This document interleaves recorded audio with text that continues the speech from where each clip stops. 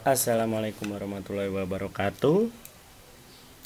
Halo anak-anakku semuanya. Setelah kalian mempelajari materi tentang konversi skala satuan pada suhu kemarin, selanjutnya kita akan mempelajari tentang pemuaian. Di sini pemuaian adalah salah satu perubahan akibat suhu yang akan kalian pelajari di kelas 7 semester 1 ini. Baik, untuk lebih memahami tentang apa itu pemuaian, kita akan melihat beberapa slideshow setelah ini. Nah, kita cek pemahaman pada materi sebelumnya. Anak-anak harus sudah hafal apa saja jenis satuan skala pada termometer, lalu titik tetap atas dan titik tetap bawah dari setiap jenis satuan pada termometer apa saja. Jika kita ulang kembali, termometer Celcius memiliki titik tetap atas dan titik tetap bawah yang berbeda dengan termometer yang lain. Kita tuliskan di sini titik tetap atas, di sini titik tetap bawah.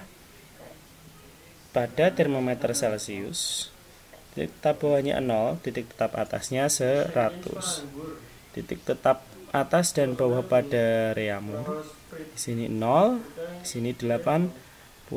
Kalau Fahrenheit, titik tetap atasnya adalah 212, titik tetap bawahnya 32, dan untuk Kelvin sebagai satuan internasional, oh iya, yang Celcius, Reaumur, Fahrenheit ini ada derajatnya ya. Untuk Kelvin dia tidak memakai derajat karena dia unit skala, unit ukuran. Di sini 273, titik tetap bawahnya dan titik tetap atasnya adalah 373.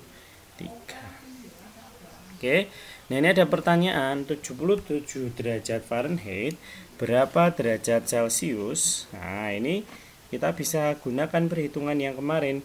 Jadi caranya adalah titik tetap yang kiri punyanya Fahrenheit dikurangi titik tetap bawah dari Fahrenheit per TF nya min titik tetap bawah dari Fahrenheit. Sama dengan yang sebelah kanan yang ditanyakan adalah Celcius, berarti atasnya Celcius min titik bekunya Celcius dibagi TC min titik bekunya Celcius. Saya bisa. Nah ini. Lalu bisa dilanjutkan, dimasuk-masukkan sesuai dengan titik tetap atas dan bawahnya masing-masing. Begitu ya. Oke. Nah, oke. Sekarang coba anak-anak lihat gambar berikut. Gambar berikut merupakan gambar sebuah rel kereta api terdahulu. Nah ini bengkok karena adanya pengaruh. Nah di sini kok bisa? Kenapa bisa relnya itu bengkok? Nah kenapa kok bisa? Karena rel bengkok ini banyak faktornya.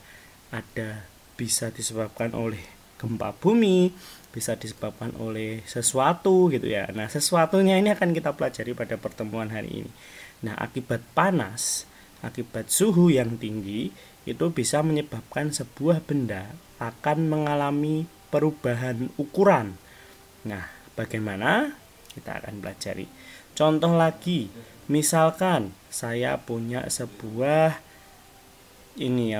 parfum dari gas yang ditambahkan atau dimasukkan ke dalam bara api, maka apa yang terjadi? Gas ini, parfum gas ditambah oleh api, maka hasilnya akan meledak. Nah, kenapa bisa meledak? Nah, itu akan kita pelajari hari ini. Apa saja yang menyebabkan sebuah benda zat itu berubah ukurannya saat dikenai sebuah panas. Nah, untuk tujuan pembelajaran pada kali ini, nanti kalian akan membuka Google Classroom. Di sana ada video percobaan. Anak-anak bisa mengisi sebuah LKPD. Di situ nanti ada peristiwa dari sebuah video. Nah, kalian dapat menganalisis peristiwa dari pemuaian zat pada cair dan gas pada benda dengan benar, dan juga melalui literasi dan diskusi anak-anak mampu menjelaskan konsep pemuaian dengan benar. Oke, pemuaian. Pemuaian adalah, nah ini tadi seperti yang tadi sudah dilihat dari rel kereta api yang membengkok, terus gas yang meledak itu karena bertambahnya ukuran suatu zat karena pengaruh perubahan suhu. Jadi adanya suhu yang lebih tinggi itu akan menyebabkan bertambahnya ukuran suatu zat.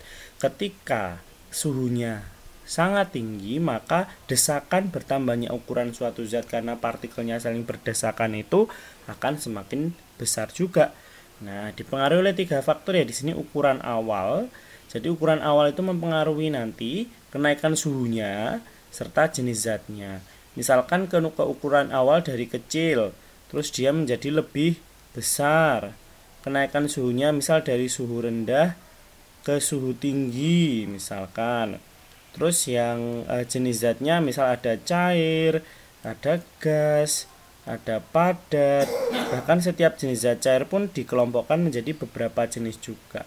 Jadi misalkan ada air, ada minyak dan lain sebagainya. Nah, ini yang mempengaruhi dari besarnya pemuaian. Nah, jadi pemuaian tadi bertambah ukuran zat karena adanya perubahan suhu. Jadi faktor yang paling berpengaruh di sini adalah suhu, meskipun yang lain, tapi kalau misalkan nggak ada suhunya juga nggak akan bisa ada terjadi pemuaian, karena pemuaian itu adalah perubahan benda akibat pengaruh dari suhu. Nah, pemuaian zat itu ada 3 jenis berdasarkan wujudnya, yakni pemuaian zat padat, pemuaian zat cair, dan pemuaian gas. Lalu pemuaian berdasarkan tipenya, kan jenis zatnya di sini berdasarkan jenis cara dia memuai. Itu ada pemuaian panjang, pemuaian luas, dan pemuaian volume. Pada zat padat, karena zat padat memiliki panjang, bisa diukur pemuaian panjangnya. Karena zat padat memiliki luas, permukaan, dan lain sebagainya, dia bisa diukur luasnya. Misalkan sebuah lempengan yang nanti luasnya akan menjadi lebih luas gitu.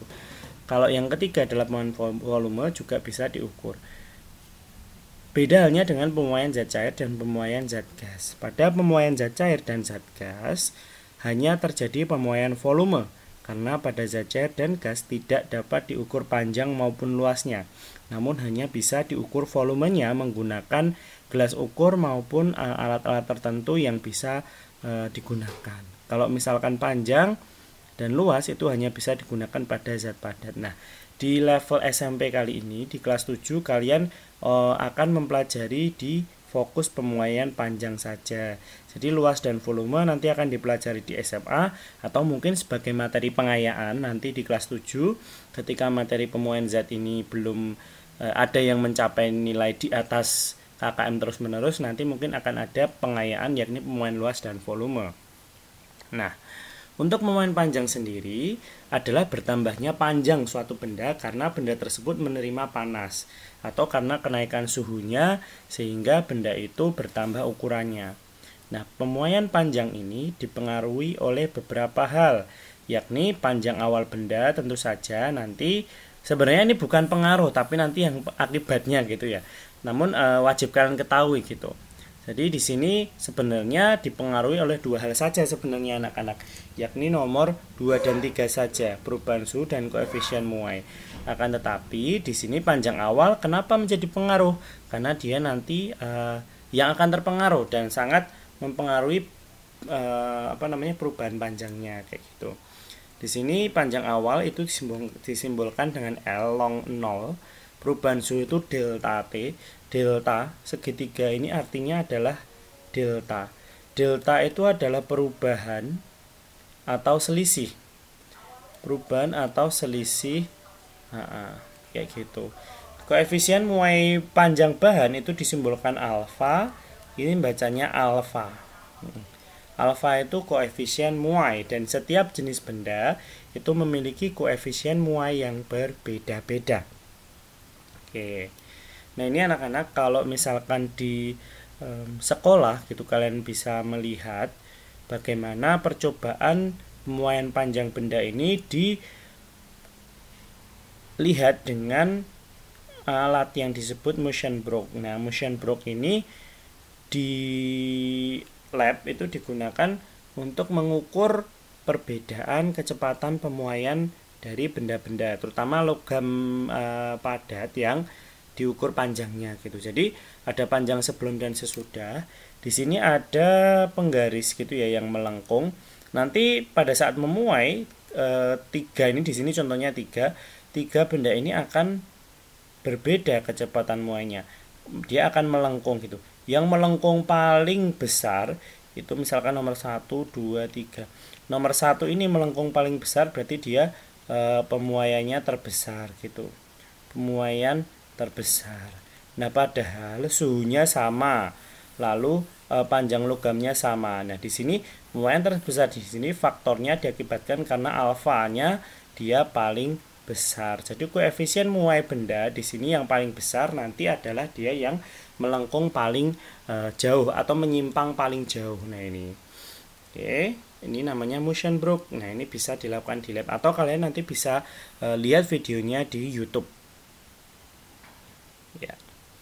Oke, untuk visualisasinya supaya lebih paham apa itu pemuaian panjang, di sini misalkan ada sebuah logam.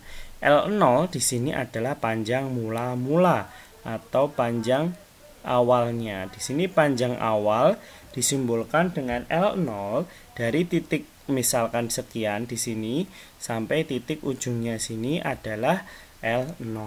Nah, dari sini sampai ujung sini. Lalu yang kedua, di sini ujung sini sampai ujung sini ini adalah panjang benda yang setelah memuai. Jadi di sini panjang akhir, simbolnya adalah L. Nah, panjang awal tadi, panjang awal simbolnya adalah L0 atau L awal, panjang akhir simbolnya adalah L. Nah, ada juga yang menyimbolkan L1, ada juga yang menyimbolkan LT, tergantung. Akan tetapi yang jelas di sini L0 adalah L awal, L apapun nanti di situ adalah L akhir. Nah, coba kalian amati di sini panjang awal dan panjang akhir ada selisihnya anak-anak. Selisihnya segini. Dari titik ini, nah, sampai ini. Nah, ini disebut delta L, selisihnya dari ini sampai ujung ini. Ini adalah selisih atau perubahan panjangnya. Perubahan panjang. Nah, di sini adalah atau selisihnya. Atau selisihnya itu adalah delta L. Nah, di sini berarti anak-anak misalkan disuruh mencari delta L, berarti sama aja panjang akhir dikurangi panjang awal.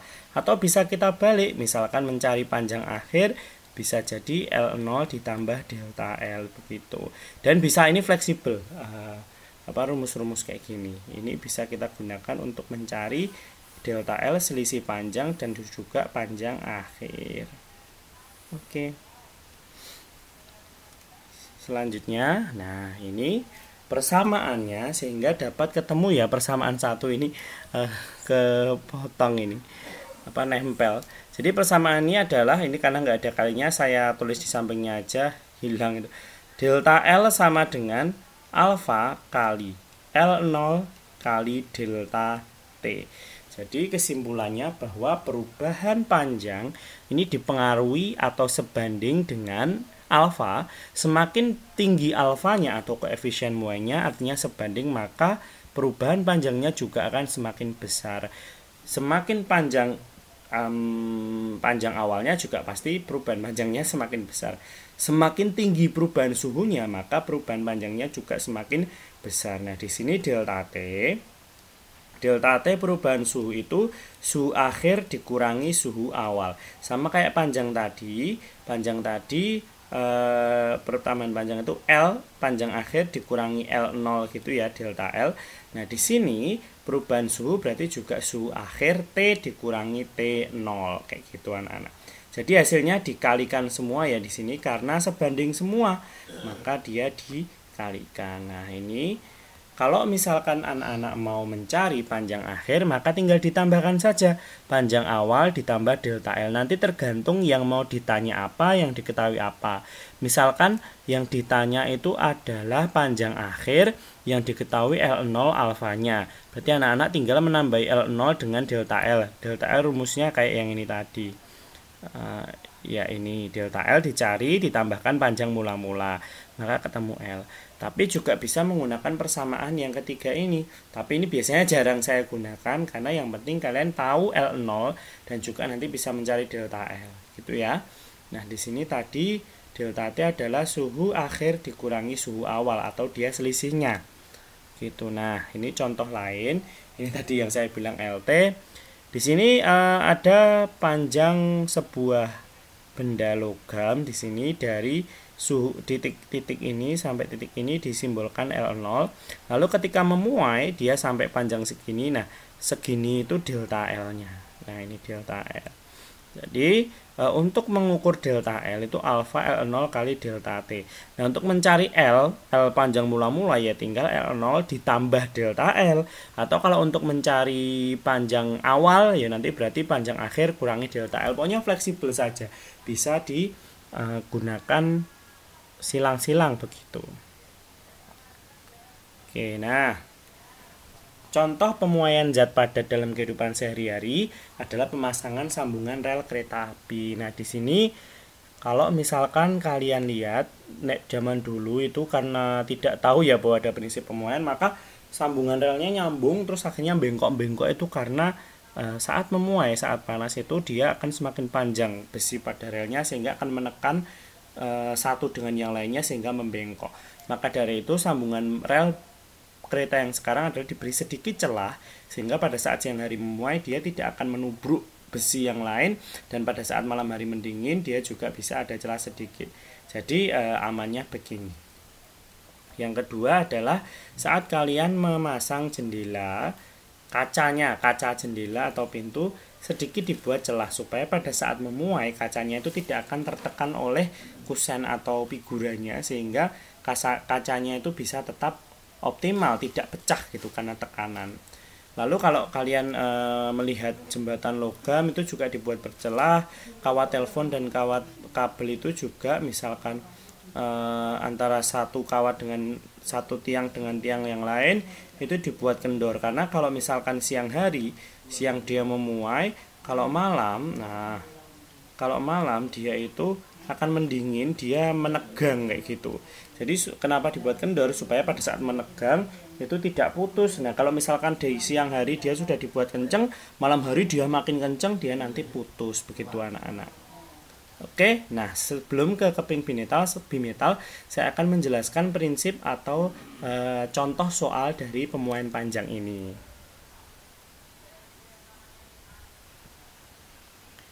Nah, ini adalah contoh soal penerapan pemuaian panjang. Coba kita kerjakan bersama-sama. Panjang sebatang baja pada suhu 20 derajat Celcius adalah 40 cm. Jika koefisien muai panjang baja adalah sekian, maka panjangnya pada suhu 70 derajat Celcius adalah, jadi di sini ada sebuah baja gitu ya. Baja dia sepanjang 40 cm. Jadi panjang awalnya atau tadi L0-nya itu adalah 40 cm. Sementara di sini suhu awalnya dia adalah 20 derajat Celcius. Jadi ada batang baja kayak gitu. Lalu jika koefisien muainya sekian, berapa panjangnya? Berarti nanti ketika dia memuai gitu mesti akan lebih panjang ya. Akan memuai. Nah, pada suhu T-nya, T akhir itu adalah 70 derajat Celcius, maka L-nya jadi berapa anak-anak panjangnya? Nah, kita tulis diketahui dulu. Model soal fisika, soal hitungan begini, kita harus mencari dengan cara diketahui. Ketika diketahui, maka nanti akan lebih mudah untuk mencarinya. Nah, diketahui. Di sini batang baja pada suhu 20. Berarti T0 suhu awal adalah 20 derajat Celcius adalah 40 cm. Berarti panjang awalnya saat suhu 20 adalah 40 cm. Jika koefisien muai panjang tadi adalah alfa, di situ 0,00002 per derajat Celcius.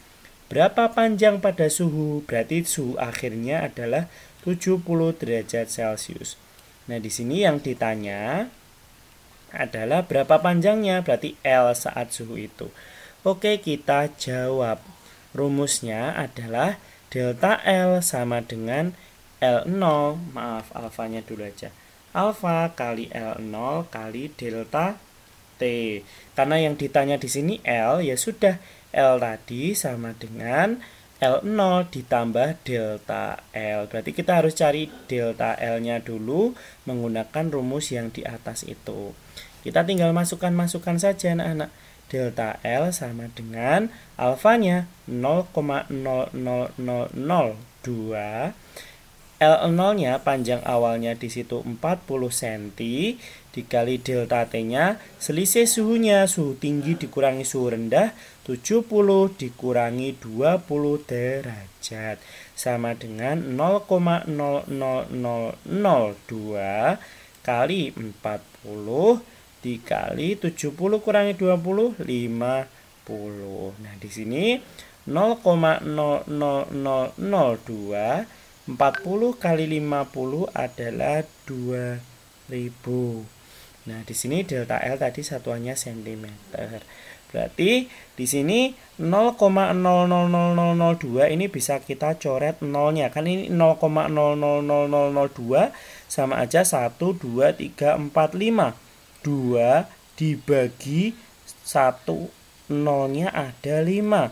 2 dibagi 100.000. Nah, sama aja kan kalau 2/100.000 dikali 2000, dia bisa dicoret nolnya 3, berarti tinggal 0,02. Kan ini bisa dicoret. Terus dikali 2 cm sama aja 0,04 cm. Nah, ini baru delta L-nya anak-anak.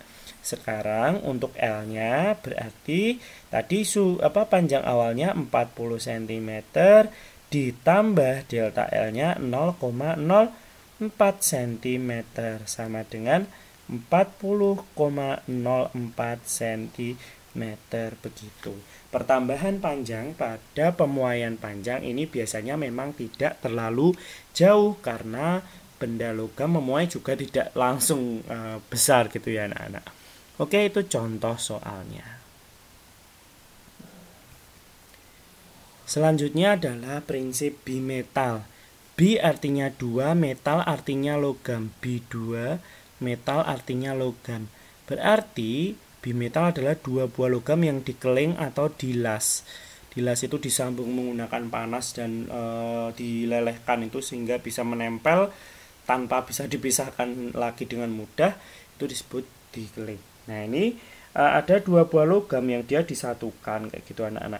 Namun setiap jenis logam memiliki koefisien muai masing-masing yang berbeda.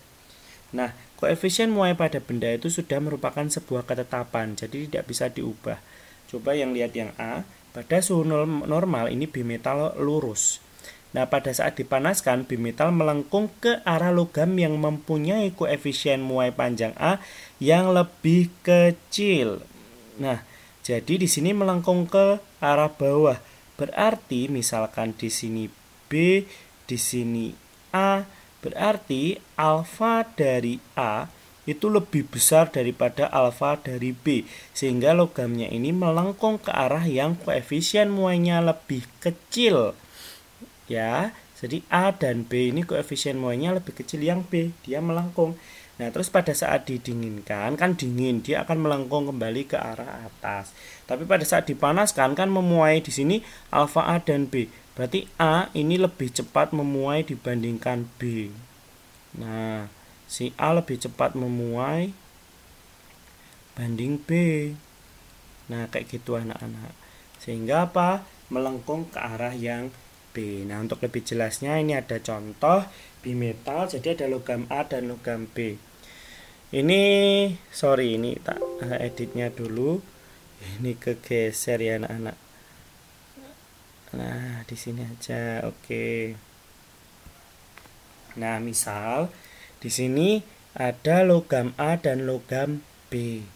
Yang logam A di atas, logam B di bawah. Alfa logam A, koefisien muai logam A itu 0, sekian-sekian 12. Yang B 0, sekian-sekian 11. Lebih tinggi A atau B? Di sini jelas-jelas alfa A lebih besar daripada alfa B. Artinya apa? pasti dia melengkung ke arah yang lebih kecil. Intinya gini, yang A itu gede, yang B kecil. Berarti otomatis ketika ditumpuk maka ya jelas menang yang gede. Sehingga yang gede dia neken ke bawah. Nah, dia neken ke bawah, yang ini AB, sehingga melengkung ke arah yang koefisien muainya lebih kecil. Jadi dia neken yang lebih kecil. Karena apa? Sebenarnya yang A ini harusnya lebih cepat panjang. Yang B belum cepat panjang. Akhirnya apa? Yang A itu udah desek duluan supaya bisa lebih cepat memuai. Dan B belum siap memuai nih karena alfanya lebih kecil. Sehingga yang A seolah-olah dia mendorong yang B melengkung ke bawah. Begitu. Nah, prinsip dari bimetal ini digunakan dalam kehidupan sehari-hari anak-anak. Nah, ini contoh bahan-bahan, koefisien muai bahan. Kita lihat di sini berbeda-beda antar jenisnya. Yang Pak Habibie sebutkan di sini ada logam, ada kaca, dan lain sebagainya. Kebanyakan logam, karena memang dalam kehidupan sehari-hari penerapan kita adalah dalam penggunaan logam-logaman. Nah, ini kalau kita lihat di sini aluminium itu 0,0026. Dikeling atau digabungkan dengan besi 0,0012. Otomatis di situ kita lihat alfa aluminium lebih besar daripada alfa besi. Dan akhirnya maka benda akan melengkung ke arah yang koefisien muainya lebih kecil. Jadi melengkung ke arah yang besi karena koefisien muai besi lebih kecil daripada koefisien muai aluminium. Begitu ya anak-anak. Contoh misalkan emas dan kuningan, misal emas dan kuningan. Di sini alfa kuningan lebih besar daripada alfa emas. Berarti otomatis nanti ketika digabung maka kuningan akan melengkung ke arah emas atau emas nanti kalah. Jadi begitu. Oke. Contoh kegunaan dalam kehidupan sehari-hari adalah saat menggunakan bel listrik. Jadi saat kita menekan bel listrik, itu dipanaskan sensor panasnya sehingga di sini nanti akan memuai. Nah, saat memuai dia akan melengkung cedek terus akhirnya menyentuh si logam yang lain sehingga ada arus listrik dan bunyi ceding ceding ceding ceding ceding kayak gitu, dipanaskan terus lepas dingin kayak gitu terus sehingga ini bisa digunakan. Contoh yang lain juga pada saat kita menggunakan setrika listrik. Setrika listrik itu saat suhunya panas dia akan melengkung. Semakin panas dia semakin melengkung dan memutus saklar. Jadi pada saat panas banget setrika listrik itu otomatis putus. Arusnya putus, melengkung, tek, mati. Saat misalkan dipanaskan lagi, dia mendingin terus nyentuh. Nah, saat nyentuh kan otomatis antar logam saling berhubungan. Jadi di sini. Nah, di A dan B ini. Saat ini kondisi udah panas ini. Ini saat di mana panas. Saat mendingin dia akan kembali lurus. Nah, misalkan gini. Contohnya ya, ini saat awal dulu. Ini saat awal. Awalnya tuh nyentuh ini.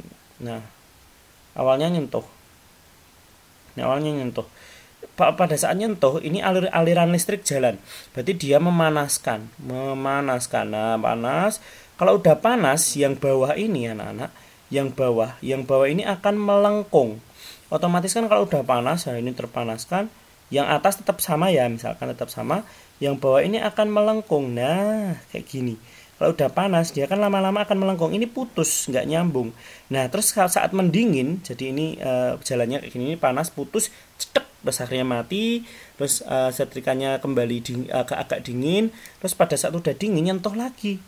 Nah, saat nyentuh, nah ini nyentuh lagi, dia jadi nyentuh, kepanaskan lagi, begitu seterusnya. Makanya kenapa setrika itu boros, karena dia mutus nyambung arus yang panas gitu. Jadi mengubah listrik menjadi kalori itu wattnya tinggi gitu ya.